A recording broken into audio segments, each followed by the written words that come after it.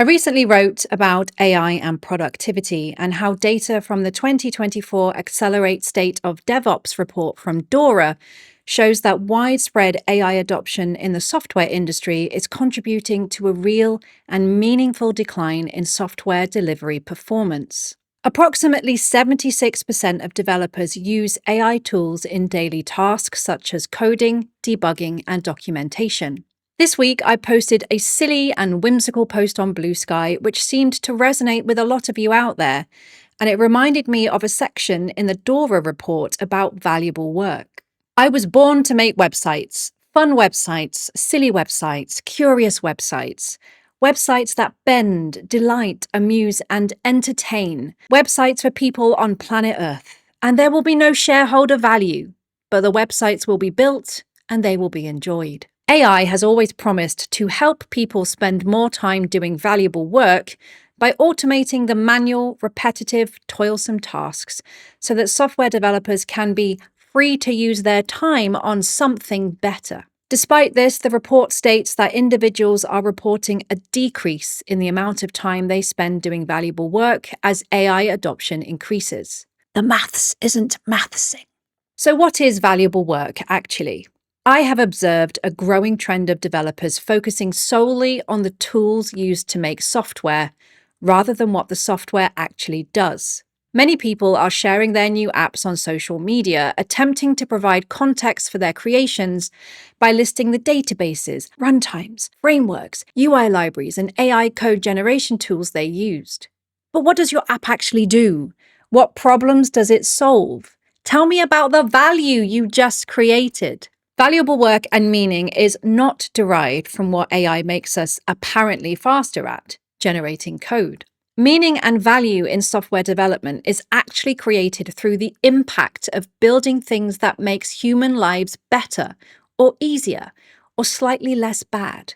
Now, it can be argued that much of the work in the technology industry in 2025 is not centered on making things better for humans whatsoever, but that's a discussion for another day. What's becoming clear is that the mass adoption of AI is shifting the focus away from human-centered software solutions that provide meaningful value and is reducing the entire industry to just the tools at its disposal. Just generate the code, bro. Just ship one more app, bro. If I employ someone to build a new kitchen for me, I really don't care what drills, hammers, nails, or sandpaper they use to get the job done. I just want a valuable end result. A fancy-looking and functional kitchen that makes good use of the available space, enabling me to cook delicious food in a delightful and comfortable environment. Ultimately, a great kitchen is created with vision, creativity, and by solving existing problems the old kitchen presented. The same is true for software.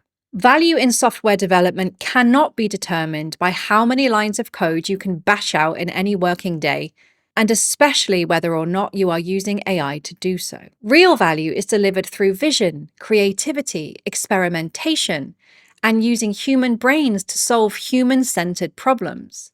The report backs this up. There is also an art and empathy underlying a great product.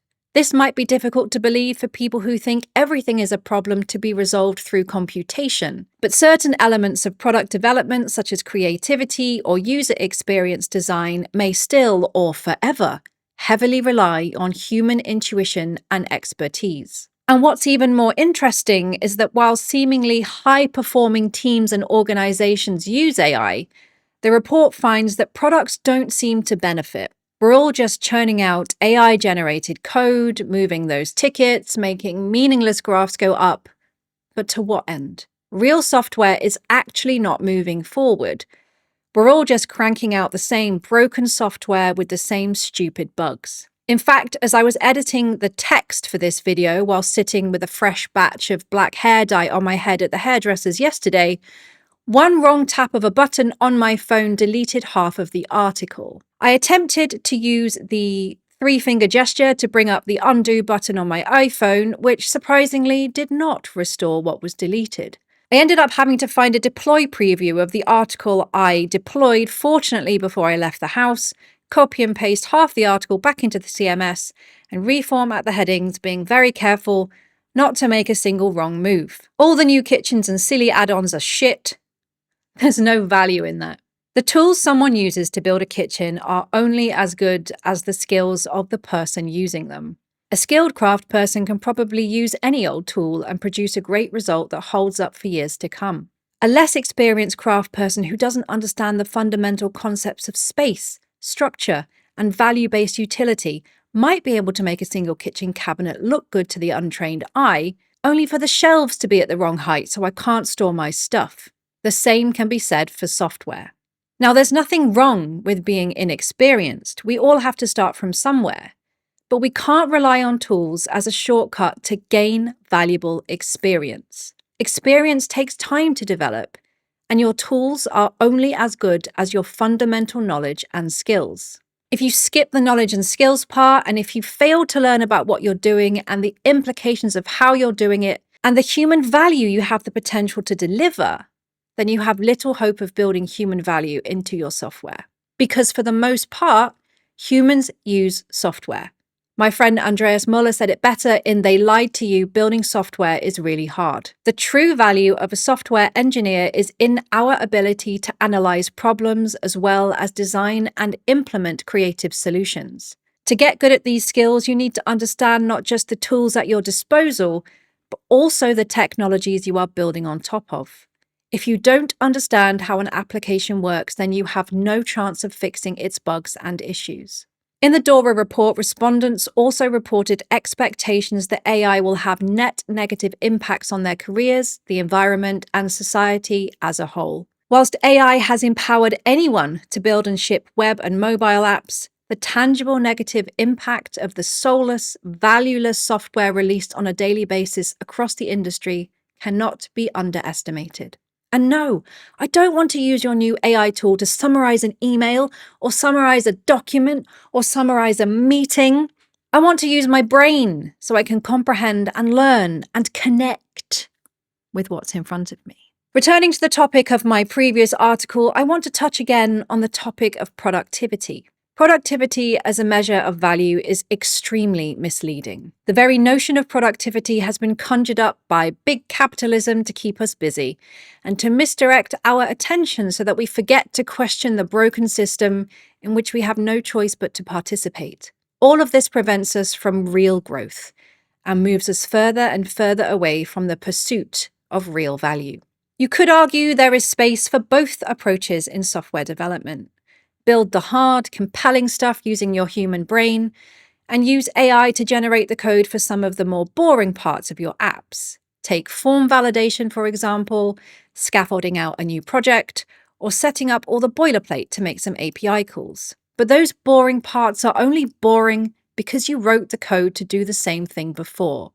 You already learned how to do it without AI. But unfortunately, too many of us are getting sucked into the productivity hype cycle and engaging in daily conversations with energy-sapping computer machines that vomit out thousands of lines of code based on probability and existing mistakes that the large language models themselves are trained on. It's absurd. We have a whole new cohort of inexperienced kitchen builders who have invested in the latest must-have drills, hammers, nails, and sandpaper, but have no idea how to build real value into what they are using those tools to create. And so we're seeing an influx of infinite inferior kitchens that offer no human value. They may look good when you walk into the room, but will inevitably fall to pieces as soon as you put the kettle on to make a cup of tea. The data speaks for itself. Vibe coders are reporting outages and critical security vulnerabilities in their apps, losing months of work that didn't use version control, and the inability to truly learn new things. There's also the environmental impacts of AI, which are only just beginning to emerge. An MIT article titled "Explained Generative AI's Environmental Impact" outlines how the rapid expansion of generative AI presents significant sustainability challenges, including electricity and water overuse, hardware-related emissions, and increasing pressure on power grids.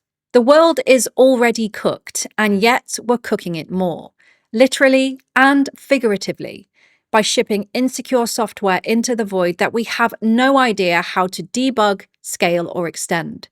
In the not-so-distant future, LLMs will be trained purely on LLM-generated software, and the world will eat itself. I challenge you to find the value in that.